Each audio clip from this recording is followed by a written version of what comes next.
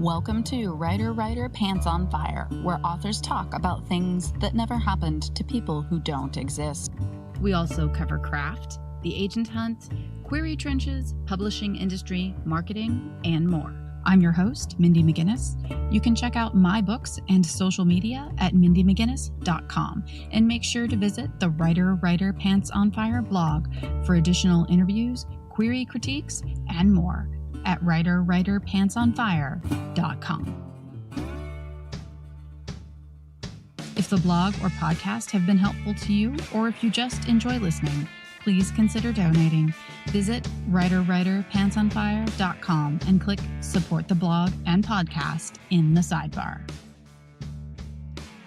Today's guest is T. Jefferson Parker, the best-selling author of 13 standalone noir crime novels, as well as 3 separate series featuring the characters Merci Rayborn, Charlie Hood, and his latest, Roland Ford.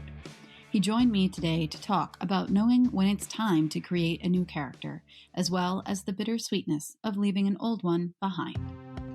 The Carnival at Bray meets West Side Story in Sarah Carlson's powerful YA debut, set in post-conflict Belfast, Northern Ireland. Fiona and Denny seek to understand their families' pasts. They must choose between their dreams and the people they aspire to be. All the Walls of Belfast by Sarah Carlson. We're here to talk about The Last Good Guy, which is your third book in the Roland Ford series. So you've created quite a few series that focus on an individual investigator. So when do you know that it's time to create a new one?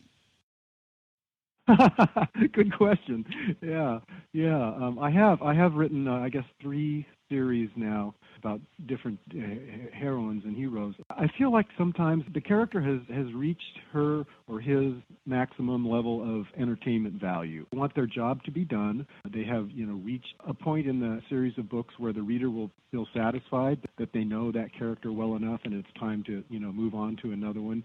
I think essentially, as long as I'm deeply interested in the character, then I always feel like there's going to be another book in there, and at some point it's going to be time to say, that's enough, I'm going to end this, and I'm going to go on to the next character. Do you ever miss the ones that you've walked away from? Yeah, I do. Sometimes the ones that I walk away from or characters who die at the end of the book, I miss them and I go, gosh, I wish he was still here. I wish he was still here. In terms of the character, the series leaders, Roland or like Charlie Hood or Merci Rayborn, I do miss them when they're gone. And when people, I go to book signings and do tours and stuff, and they ask about, are you going to write about Silent Joe again? Yeah, I know I'm not. And yet I always say, well, probably not, but I'd kind of like to. And that's true. Yeah, absolutely. I have characters in some of my own books that have open endings, and people will say, are you going to write another one? I want to know what happens. I mean, more than likely, no, I'm probably not going to return to that series because that particular genre is no longer a viable genre, but that's a horrible answer to a reader. It is. That's the writer's answer. Exactly. That's an industry answer. Yeah. Whereas they're asking me about a character that they care about as a human being, and I'm just like, well, the money just isn't there, so. Yeah, and you want to be with that character. You want your readers to ask about those characters and go, well, what about Merci, or what about Joe, or whatever. You got them where you want them, and it's just so nice to have characters that people care about, and then you can't do what they want, which is to bring them back again because you're doing something else. I mean, I literally stopped writing Merci Rayborn books. I wrote 3 of them. It was only 3, but still, it's a lot of writing about one character. I literally stopped that series, brought that series to a halt, so that I could write Silent Joe, which was a story that just sort of presented itself to me. And I saw this character had to write this book, and I had to say goodbye to Merci in order to write that book. And then that book led to another book. There's too many good characters to get to, it seems. And you do have to follow inspiration. Once you have it, ignoring it is folly. No, you can't, because no. As you know, I mean, that's what gets you through the year of work that it takes you to write one of these books. It takes a long time, and you need lots of inspiration to keep you at work. Coming up, the importance of setting in fiction and how to create a place readers want to return to. Authors, are you looking for a surefire way to sell more copies of your book? Teachers are a huge market for writers. YA and middle grade author Rachele Alpine can help you reach them with her Common Core aligned teacher guides. Rachele has over 15 years of teaching experience and knows just what teachers want and need to be able to use your book in their classroom. She's designed over 75 teacher guides for published authors and would love to create one for you. Check out her guides on her website and use the Contact tab for a quote at www.rachelealpine. That's RACHELEALPINE.com. I want to talk about setting a little bit. You are a California native, and all of your books reflect that. So you have just a deep California roots in all of the books, and the setting is really imperative often to everything that is going on. I mean, not only as a backdrop, but also as a character itself in many ways. So if you could talk about that for a little bit. I've always found literature of place very highly compelling. Yeah, me too. Me too as a reader. You know, my first demand is I want to know where I am, what day it is, what time it is, what's going on, where I am geographically. You know, I don't care where. I just want to have a really firmly rooted grasp of where I'm at. And as a writer, I've found over my many years of doing this that I really love writing about where I am. So my first few books take place in Laguna Beach, California, where I was living at the time that I wrote them, and then a couple about Newport Beach, California, and then Tustin, California. These are all places I've lived, and then a little bit in L.A., and then when I moved down here to San Diego County, to Fallbrook, almost 20 years ago, my books followed south, you know, down into San Diego County and down into Fallbrook, where I live now. I love being able to go out into my little town. I live in Fallbrook now, and look at the streets and the people and talk to people and do my errands and do my stuff and see the Marines from Pendleton, which is right next door, coming and going to our wars and stuff and talking to them. I love being able to make this little town real, you know, and it really informs the books. You know, the setting is so important, and as you said, it's not just window dressing. It's the fabric of the life that you're living here, and reflecting the world around you. In a small town like this, you get to write about the world around you through the small town's eyes, if you will, and I treasure that. I think it's something that readers like. I think I like this place, even if they've never been here.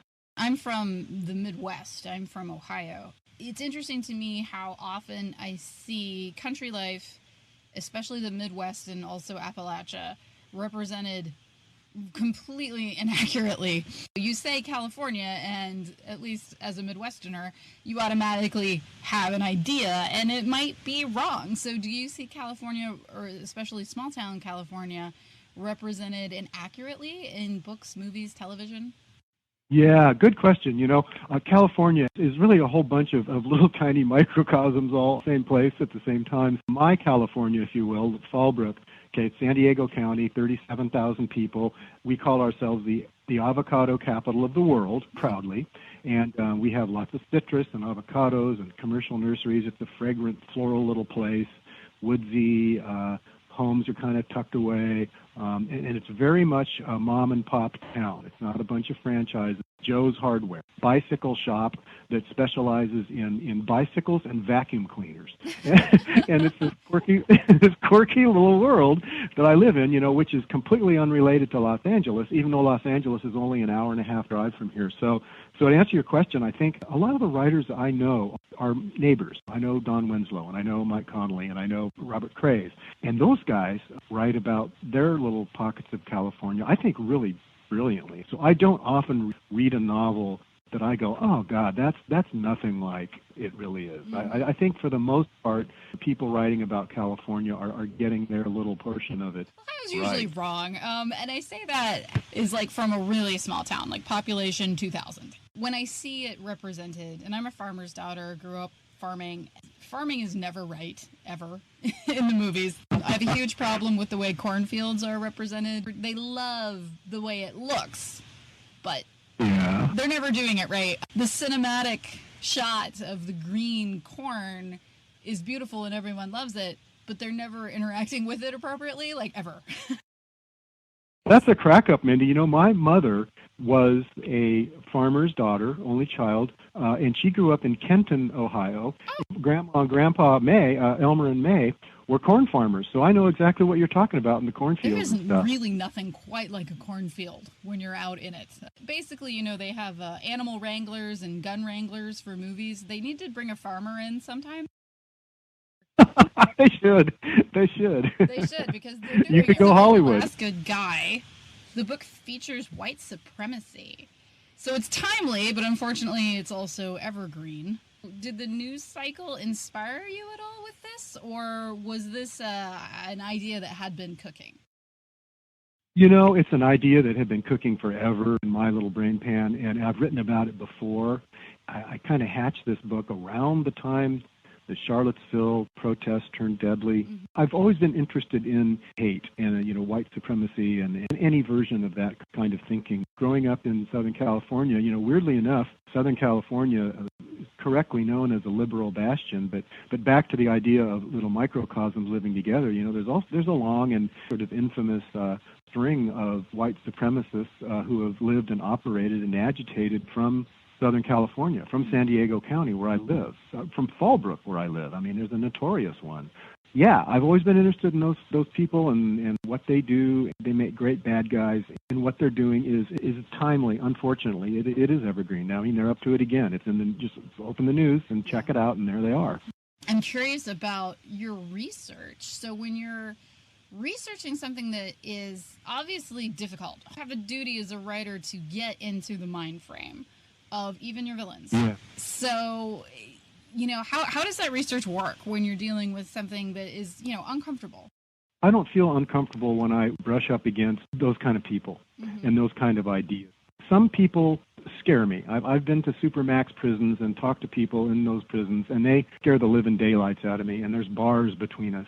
These kind of organized, haters, political extremists and stuff, I can tolerate that. I don't finish the book feeling like I blighted myself. I've written about some really dark people back mid-career. I wrote some really scary books. A couple of them, I literally felt like, taking a hot shower at the end of the day after I'd spent 8 hours creating these characters and telling these stories, and it left a bristlingly sort of bad feeling on my skin. I don't feel that way anymore. Maybe it's just because I'm older and feel a little tougher. And so much of the research I do now is online, and it's videos. And people are so eager now, to reveal themselves and to tell you what they're doing. I mean, you can go online and see anybody doing anything at any time, practically. You can watch cartel torture if you want to. There's that distance, too, I think. I'm seeing these people and listening to these people, these haters, kind of BS philosophy that they spout on about. I feel like I can take it now. I don't feel quite so tainted by it all. And it's interesting, too, you mentioned doing the research online. You have a fourth wall. There's a screen. You know that it's real, but at the same time, you're watching a screen. And so even though it is very different from sitting across from someone and talking to them about their activities or their past. Yes, it is.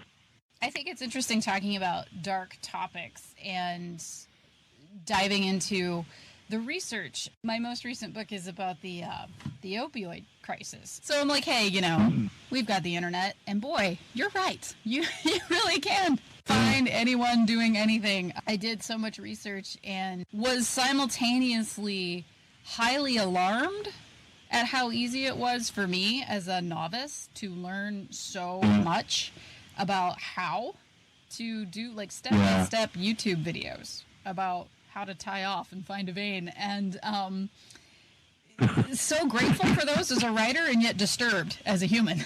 Yeah, I totally hear you, Mindy. I've been there too. Yeah.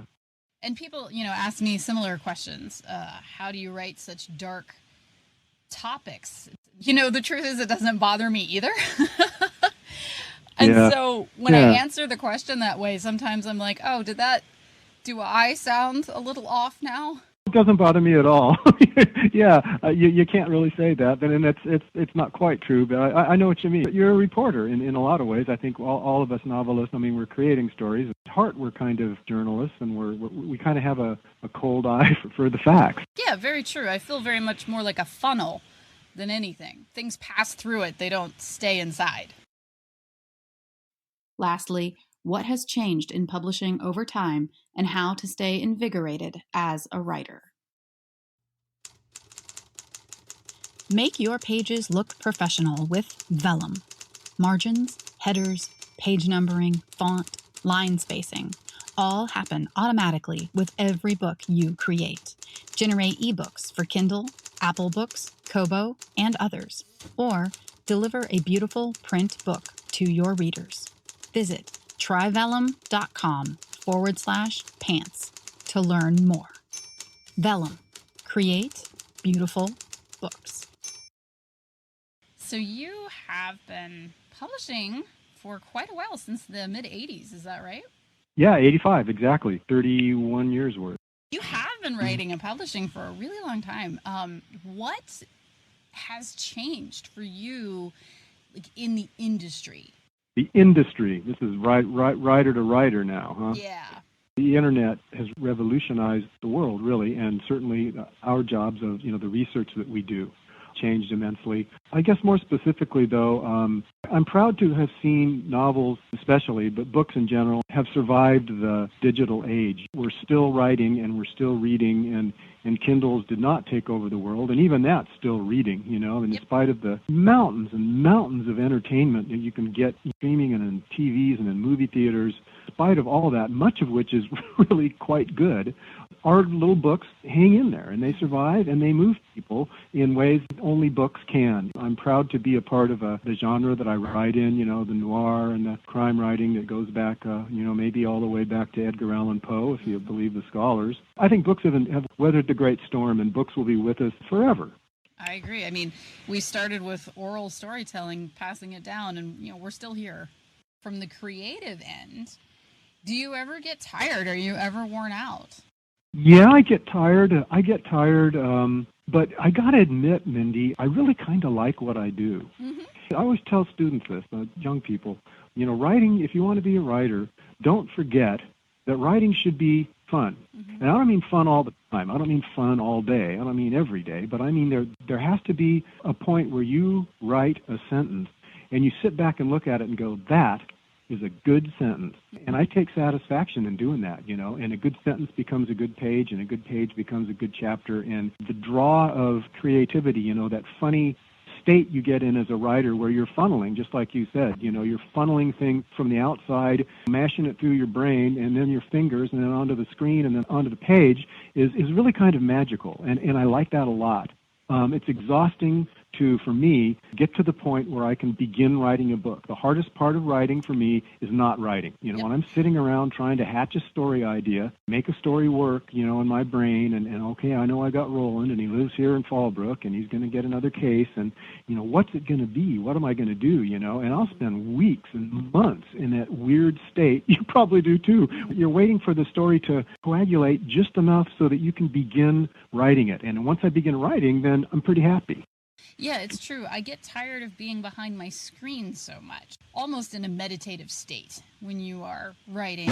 And it, it cuts you off from the outside world when your good writing happens, but it also cuts you off from other people, can make me a little bit unhappy if I am stuck inside in my own mind in front of a laptop. But when I'm not writing... It's antisocial, there's no doubt. Yeah. Oh, yes, definitely antisocial. When I'm not writing, I'm also very grumpy and unhappy.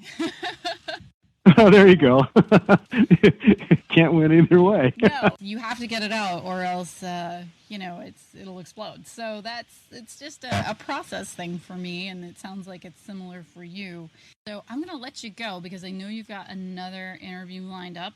Okay, well, it's been really good talking to you, Mindy. Congrats on your success, your Edgar, and just very cool. You. Yes, thank you so much. And congrats to you and this new series. I'll be diving into those. This new one is, as a writer, I think it will grab you on page 1 when you read it. Anyway, have fun. Awesome. Thank you so much.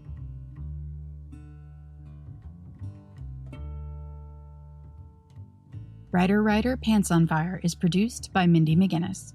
Music by Jack Corbel. Don't forget to check out the blog for additional interviews, writing advice, and publication tips at writerpantsonfire.com. If the blog or podcast have been helpful to you, or if you just enjoy listening, please consider donating. Visit writerpantsonfire.com and click Support the Blog and Podcast in the sidebar.